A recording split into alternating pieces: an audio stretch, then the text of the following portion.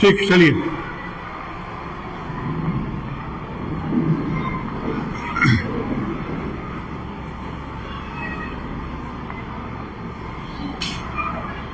Reflection and refraction.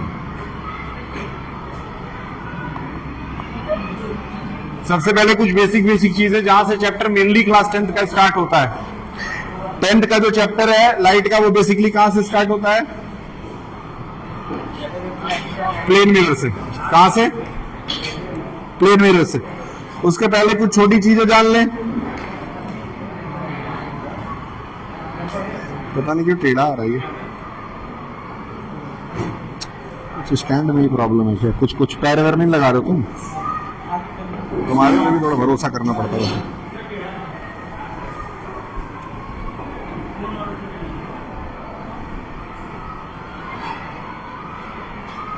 चलिए, almost ठीक है।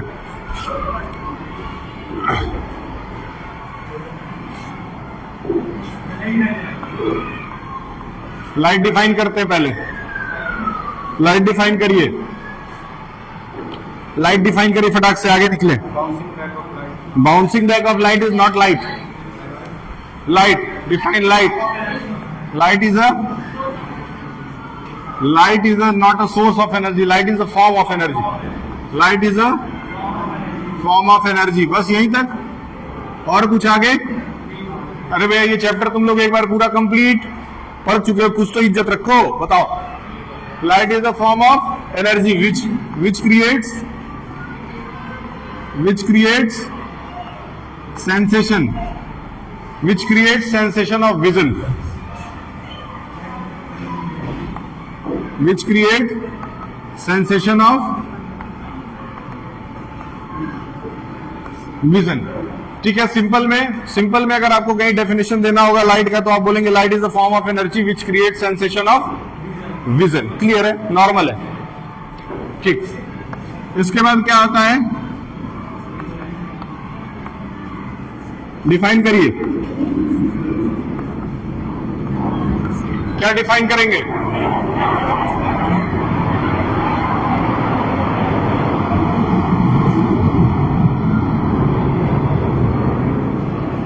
देखो, क्लास में पढ़ने का मतलब है इंटरेक्ट करना। जितना ज्यादा आप टीचर से क्लास में बात करेंगे, उतना ज्यादा वो क्लास आपके लिए ज्यादा बेहतर होगा। ठीक है, टीचर से बात करना बहुत जरूरी क्लास के अंदर, क्योंकि जब भी आप मुंह बंद रखेंगे, शांत होंगे, आपका दिमाग शांत होगा, नींद आएगा। तो इसीलिए बात करते रहिए टीचर से। रिफ्लेक्शन ऑफ लाइट डिफाइन करिए। The bouncing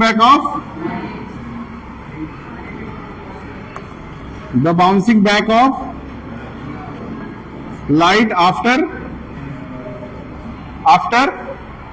striking a plane या फिर पॉलिश्ड सरफेस भी लिख सकते हैं। प्लेन सरफेस ही लिख रहा है। क्या ये दो छोटे छोटे डेफिनेशन से याद हो गए? ठीक है, अब होता है रिफ्लेक्शन कितने प्रकार के? पहला रेगुलर रिफ्लेक्शन सुने। दूसरा स्पेकुलर।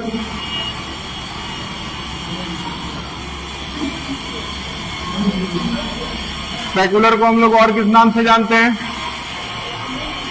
स्पेकुलर को हम लोग इर्रेगुलर भी कहते हैं। ठीक है, याद रखिए। इसको और किस नाम से जानते हैं? चलिए,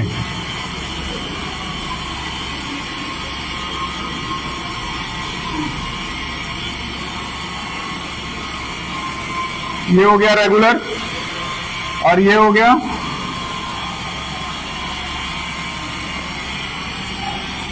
स्पेकुलर। क्लियर है? ये मेरे ख्याल से 7th या 8th में पढ़ाया गया होगा, कोई बड़ी बात नहीं है। ये बेसिक है।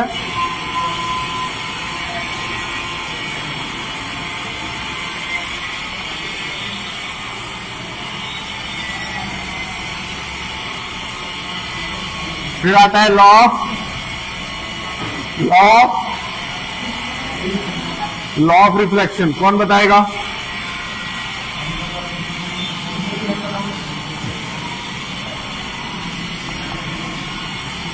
लॉ ऑफ रिफ्लेक्शन क्या कहता है?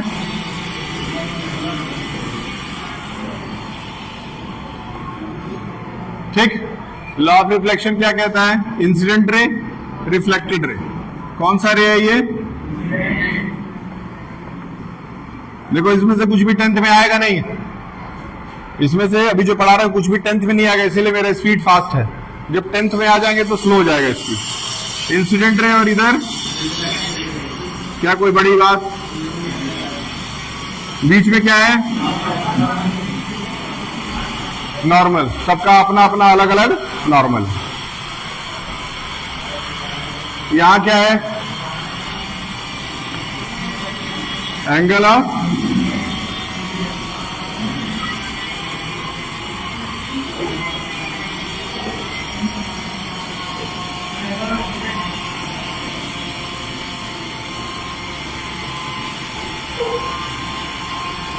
और इधर क्या है?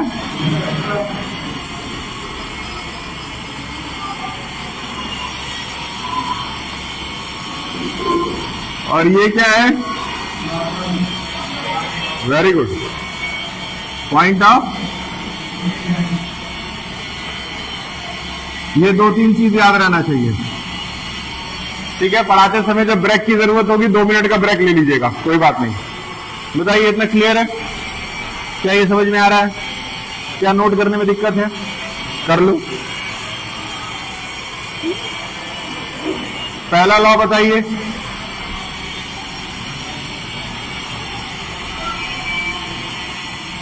पहला लॉ बताइए।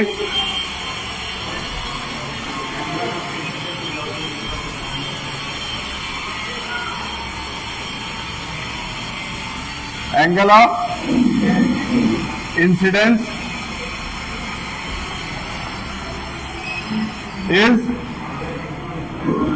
is always equal, very good, is always equal to angle of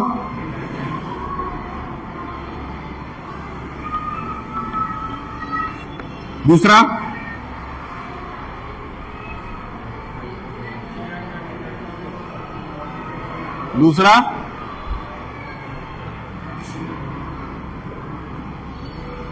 the incident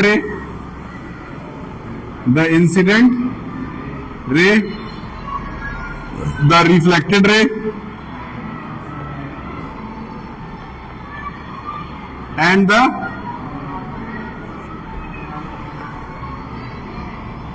the normal lies on the, बढ़िया है।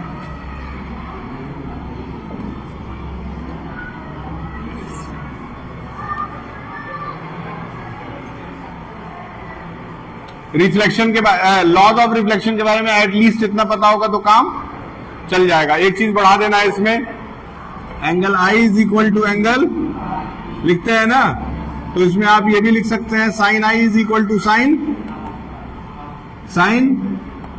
आर। तो देखिए अब साइन आई जब इधर रहेगा और साइन आर नीचे आ जाएगा तो इज इक्वल टू क्या बन जाएगा? के लिख सकते हैं, एन लिख सकते हैं, क्या बन जाएगा? कांस्टेंट।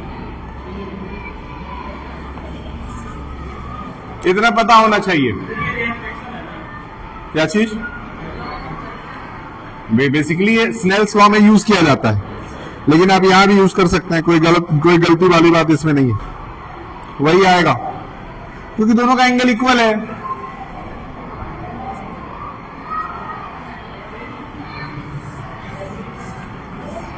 अब यहां से 10th का कोर्स स्टार्ट होता है।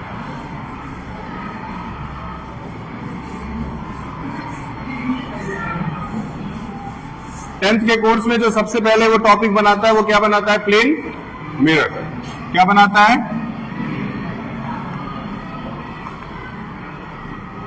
अब यहां से वो सवाल बनाता है, ठीक? ये आपका क्या बन गया? सामने क्या रख दिए? रख दीजिए, ये ऑब्जेक्ट है, ये प्लेन मिरर है, इसका इमेज इस तरह क्रिएट करना है। तो बताइए कैसे बनेगा? बुक में देख के नहीं बनेगा, यहां देखो। ठीक, बताइए। यहां से एक रे ऑफ लाइट, ठीक,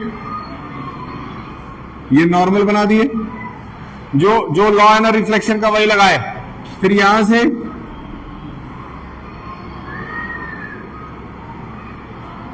दोनों तरफ लगा दिए। अब ये दोनों लाइनें किधर आ रही हैं? ठीक है, इमेज का फॉर्मेशन कहां होता है? मिरर के पीछे। इसलिए ये दोनों क्या हो जाएंगे? वर्चुअली एक्सटेंड किए जाएंगे। जब ये वर्चुअली आगे जाएंगे तो कहीं ना कहीं एक जगह जहां ऑब्जेक्ट है, थोड़ा सा इमेज मेरा ऊपर हो गया है, इसको और थोड़ा सा नीचे बनाते हैं। यहां कहीं मान लेते हैं अप्रॉक्स में। ये क्या हो गया और ये क्या है? ये क्या है भैया? ये डिस्टेंस क्या है? हाँ, ये डिस्टेंस क्या है? ऑब्जेक्ट किससे रिप्रेजेंट करेंगे? ये क्या है? किससे रिप्रेजेंट करेंगे? किससे रिप्रेजेंट करेंगे? है ना, U और V से, याद रहेगा।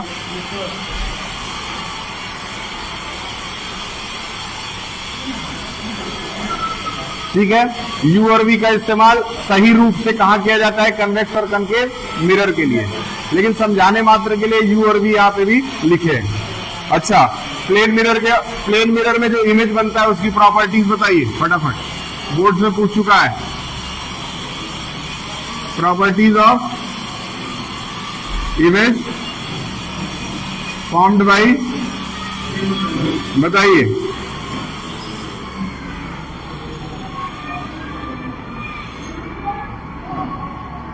पहला,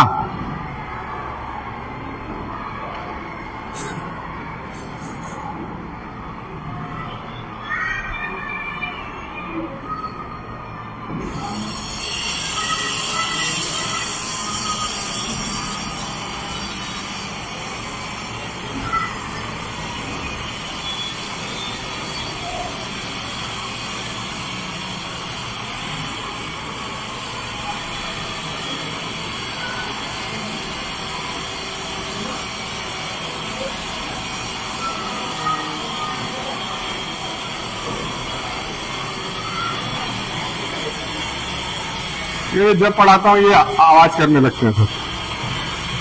पहला क्या होगा?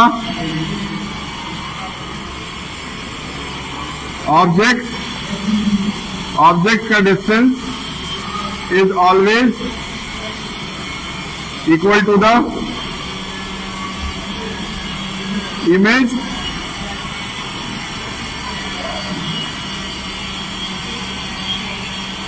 पहली चीज ही आनी चाहिए। ऑब्जेक्ट मतलब ये ऑब्जेक्ट डिस्टेंस, ये इमेज डिस्टेंस हमेशा एक बराबर होता है।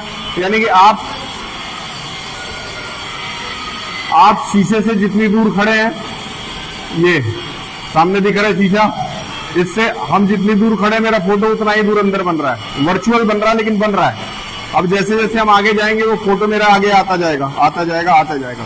मतलब हमेशा जो ऑब्जेक्ट डिस्टेंस होगा, ये ऑब्जेक्ट डिस्टेंस और ये इमेज डिस्टेंस, वो एक दूसरे के हमेशा इक्वल होना चाहिए। ये बताइए कि इमेज जो बन रहा है वो वर्चुअल है कि रियल है? वर्चुअल है। क्यों?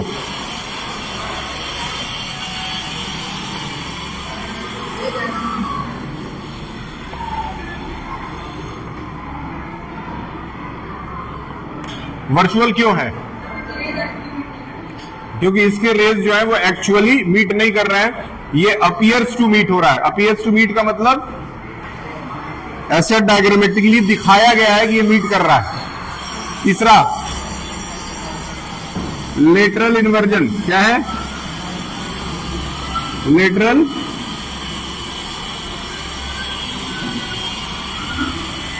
लेटरल इन्वर्जन होता है इसमें। लेटरल इन्वर्जन का क्या मतलब है? राइट टू लेफ्ट दिखाई देगा, यानी कि राइट हाथ कर रहे हैं तो उसका लेफ्ट वहां दिख रहा है। और कोई property, image is always formed behind the mirror. कहा? Image is always formed behind the mirror, याद रहे। इमेज इज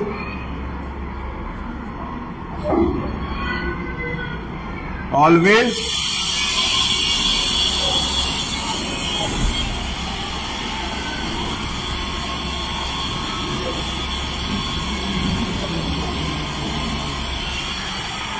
क्लियर है?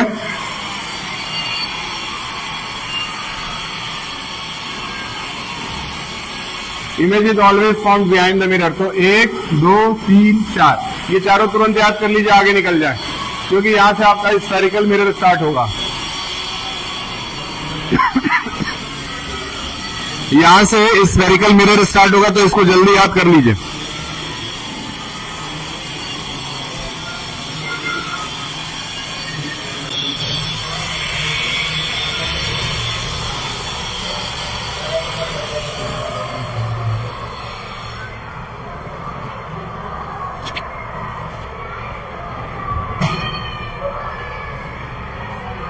याद हो गया?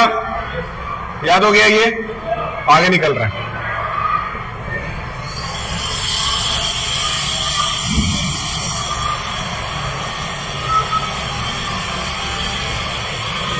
अब इसमें एक न्यूमेरिकल है, जरा देखिए।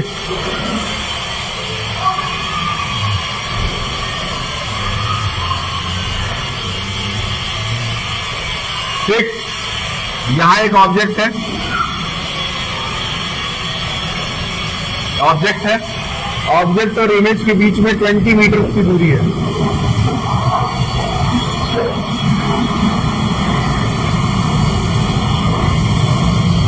ऑब्जेक्ट और इमेज के बीच में कितनी दूरी है? 20 मीटर। सवाल कह रहा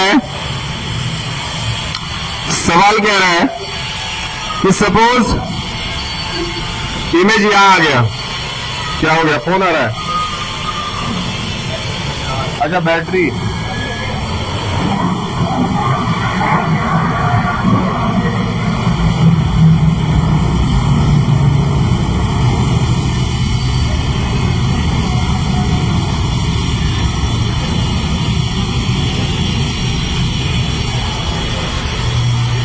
ठीक, ये सवाल बहुत इंपॉर्टेंट है, ध्यान से देखो।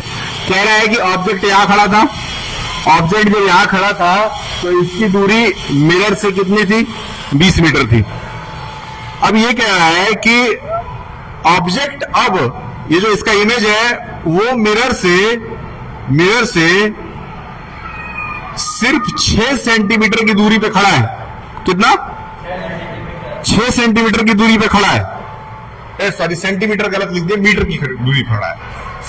6 मीटर की दूरी पे खड़ा है। तो अब बताइए कि इसका ऑब्जेक्ट प्रेजेंट टाइम में कहां पे है? तो इसके ऑब्जेक्ट को कितना आगे लाना पड़ा होगा ताकि दोनों के बीच का डिस्टेंस 6 मीटर हो जाए। 6 मीटर कह रहे हैं, इमेज का डिस्टेंस 6 मीटर हो जाए। इसको आगे लाना पड़ा होगा। आगे लाएंगे तभी तो ये आगे आया होगा। पहले क्या था? नॉर्मली ये इससे था 20 में, तो इसका इमेज कहां बन रहा था? ये 20 में बन रहा था। ठीक, अब ये आगे आके यहां आ गया, अब ये 6 पे बन रहा है, तो इसको कितना आगे लाएं? कितना? 14 मीटर आगे ले जाना पड़ेगा। कितना? 14 मीटर आगे लाएंगे तो अब ये कहां आ जाएगा? 6 मीटर की दूरी पे। क्लियर है? अगला सवाल।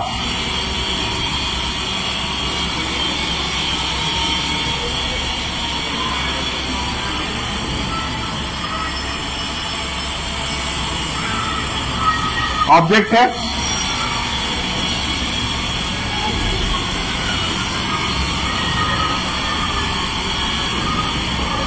हंड्रेड सेंटीमीटर की दूरी पे, तो इमेज था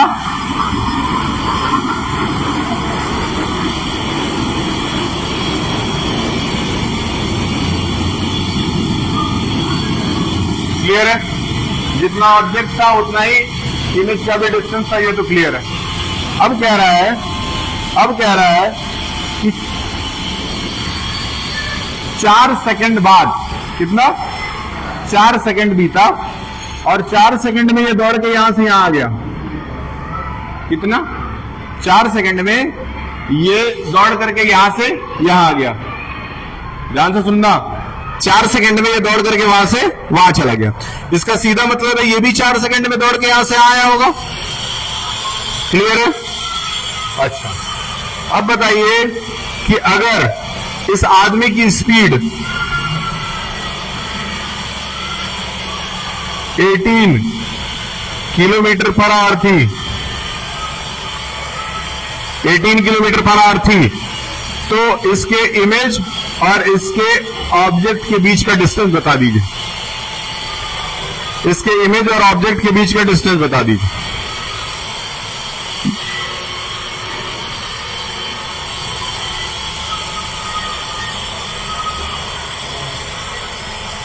मेरे ख्याल से पेन कॉपी से लगेगा।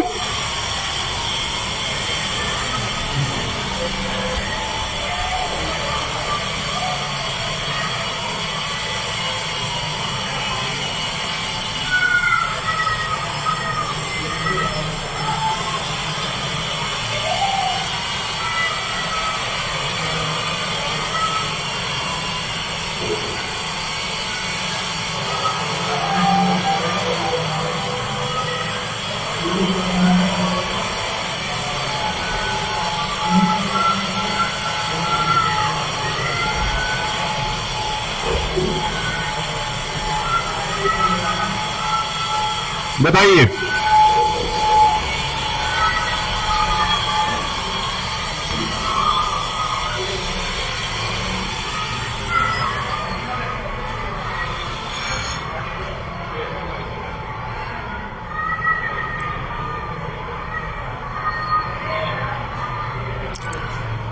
सवाल लगाने की कोशिश करें। चलिए, बहुत नॉर्मल क्वेश्चन है। एक काम करते हैं, सबसे पहले अगर हम ये कैलकुलेट कर लें कि ये 4 सेकंड के अंदर कितना दूर चल के आया होगा। 4 सेकंड के अंदर कितना दूर चल के आया होगा। एक काम करते हैं, डिस्टेंस को बढ़ा देते हैं थोड़ा, 1000 कर लेते हैं।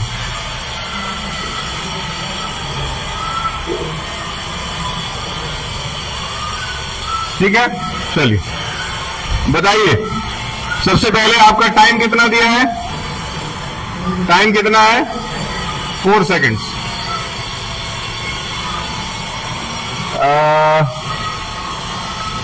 स्पीड कितना है? 18 किलोमीटर। सही है। डिस्टेंस निकालने का फॉर्मूला, डिस्टेंस निकालने के लिए क्या करते हैं? स्पीड क्या है? ये है, लेकिन स्पीड जो है वो किलोमीटर पर आवर में है। इसको मीटर पर सेकंड में चेंज करने के लिए क्या करेंगे?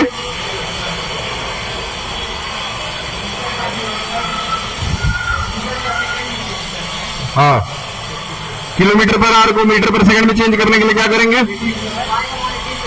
5/18 से मल्टीप्लाई कर देंगे। सही है।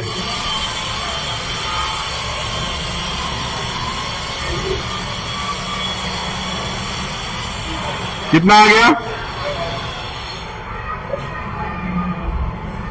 5 मीटर। अब 5 मीटर पर सेकंड को किससे मल्टीप्लाई करना था? टाइम कितना था? क्या कितना आया? 20। मानते हैं? मतलब कुल मिला जुला करके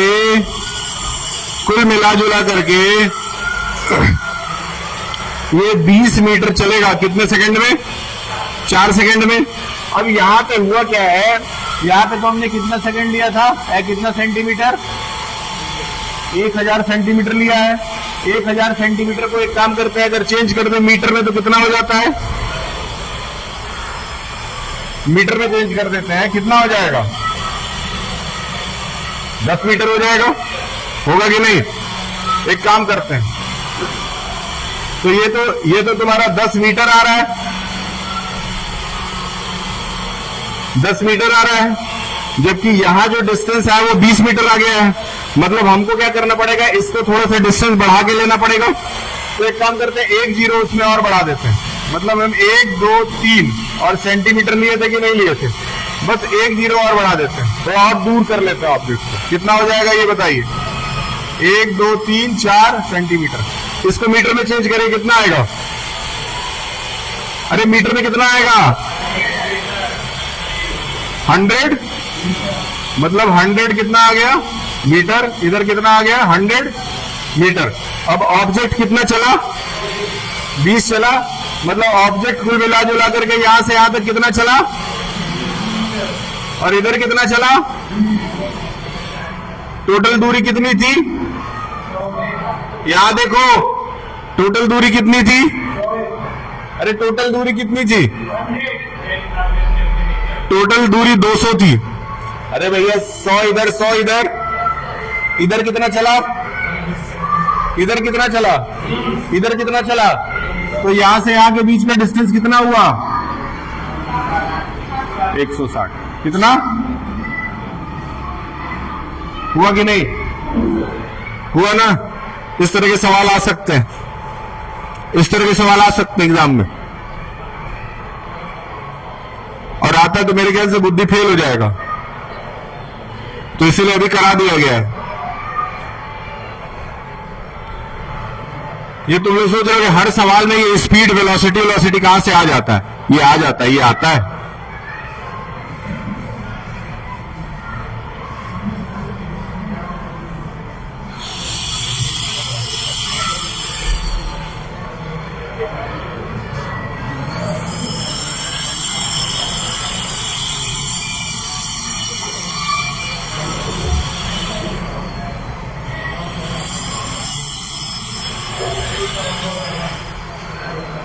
बहुत ध्यान सुनिए, एक इमेज है, सिर्फ इमेज बनाया हूं, और ये इमेज जो है वो 60 सेंटीमीटर की दूरी पे है। कितना? 60 सेंटीमीटर की दूरी पे इमेज है, ऑब्जेक्ट नहीं, इमेज है। ठीक है,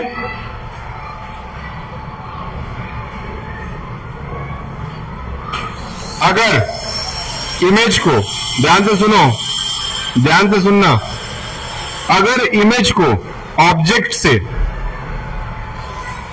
180 सेंटीमीटर दूर रखना है, कितना? अगर इमेज को ऑब्जेक्ट से 180 सेंटीमीटर दूर रखना है, 180 सेंटीमीटर, तो ऑब्जेक्ट कहां पे था? तो ऑब्जेक्ट कहां पे था?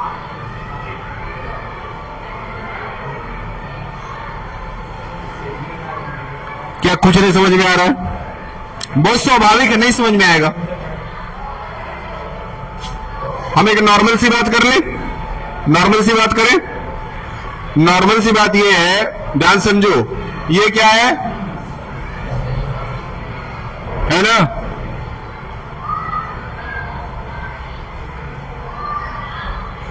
बर्फ और अपने में गिर रहा है।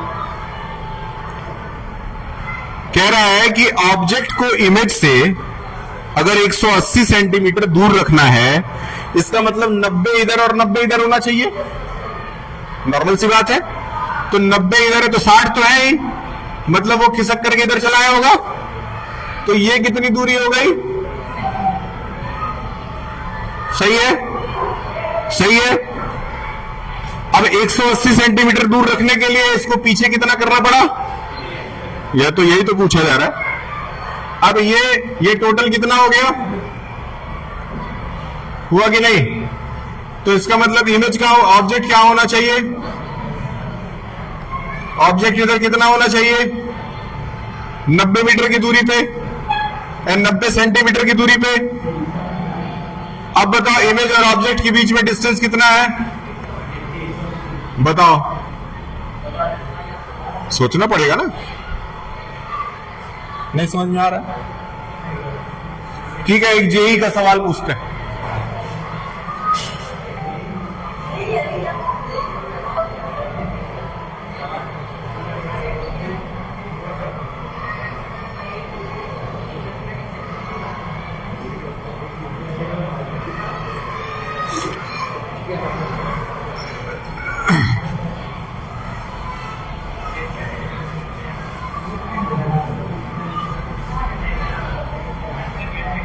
अच्छा ठीक है, छोड़ो तुम लोग जेई छोड़ो, अपना 10th ही पढ़ो।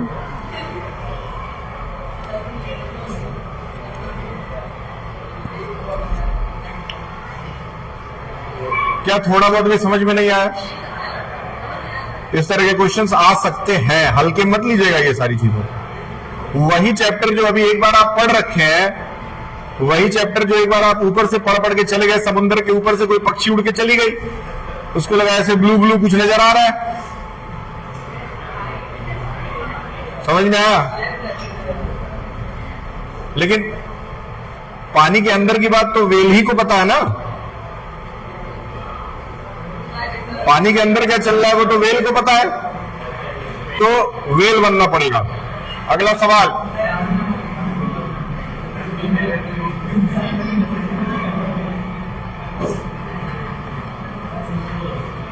स्फेरिकल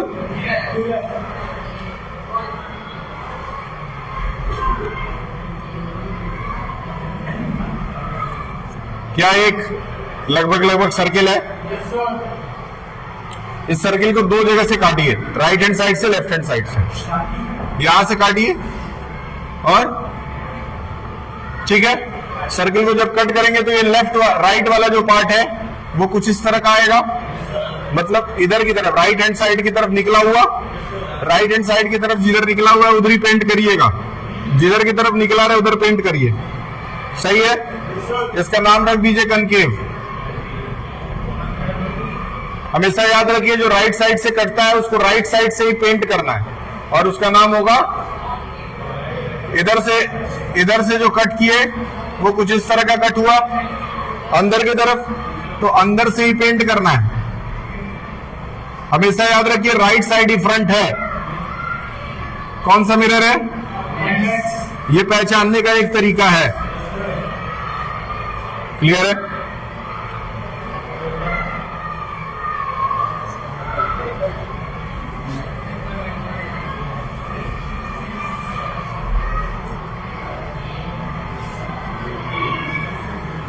ठीक, बीचों बीच से एक इमेजिनरी लाइन बनाए, इसका नाम क्या है?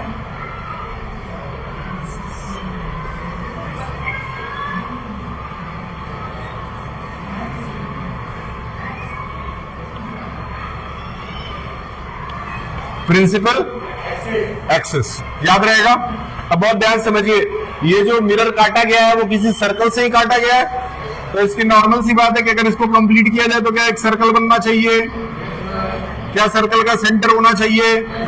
सर्कल का centre he centre of curvature होता है। क्या होता है?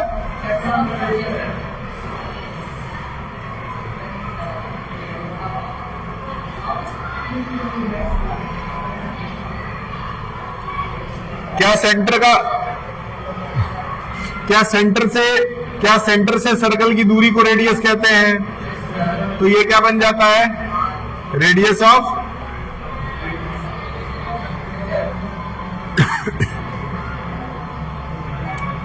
कोई दिक्कत? क्या रेडियस को आधा आधा किया जा सकता है? कर दीजिए। यहां क्या आ जाएगा? सेंटर का आधा क्या? आर का आधा एफ, यानी कि f is equal to r upon पहला फॉर्मूला, ठीक है? इस चैप्टर का पहला formula f is equal to r upon 2। अभी तक इसके पहले जो भी क्वेश्चंस लगा रहे थे उसमें किसी भी तरह का कोई फॉर्मूला नहीं था, याद रखिए। F is equal to R by, तो R is equal to 2 into, कोई बड़ी बात? वेरी गुड, याद रखिए। कोशिश ये करना है कि फोकल लेंथ और रेडियस, इन दोनों की दूरी जो है वो किस में होनी चाहिए? मीटर्स में। Metre is SI unit of length.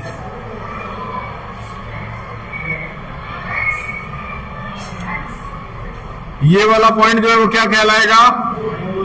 याद रहे, सिंपल। कोई बता सकता है कि इसको क्या कहते हैं?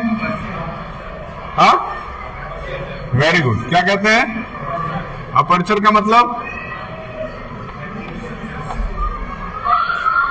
अपर्चर का मतलब क्या है?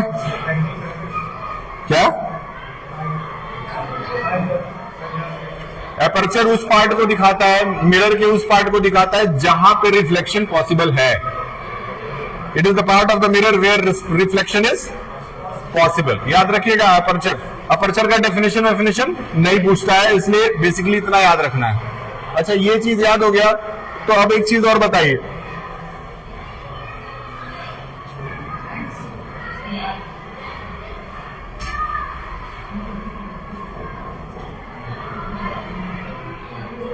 ठीक, अभी सिर्फ कनकेव की बात हो रही है, लेकिन ये बेसिक कंसेप्ट जो है वो कनकेव और कन्वेक्स दोनों में काम करता है। इसीलिए 1 2 3 4, कम से कम 4।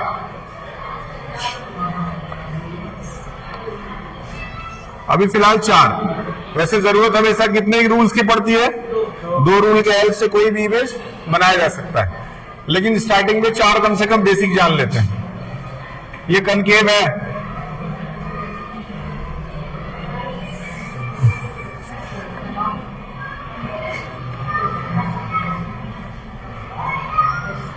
रे डायग्राम्स ऑफ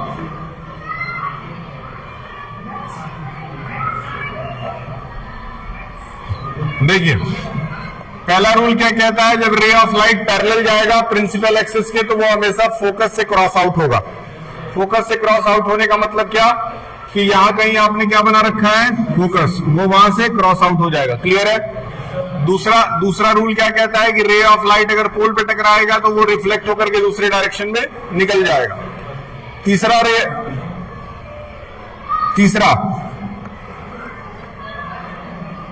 तीसरा रूल क्या कहता है कि अगर बाहर से कहीं फोकस पे आता है तो पैरेलली निकल जाना चाहिए।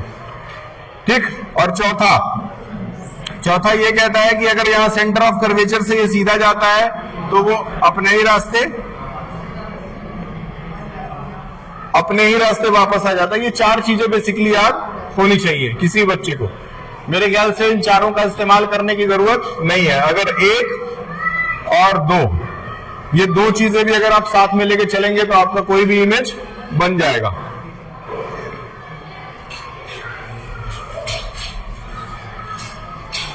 ठीक है, 2 मिनट ब्रेक ले लीजिए, पानी पी लीजिए।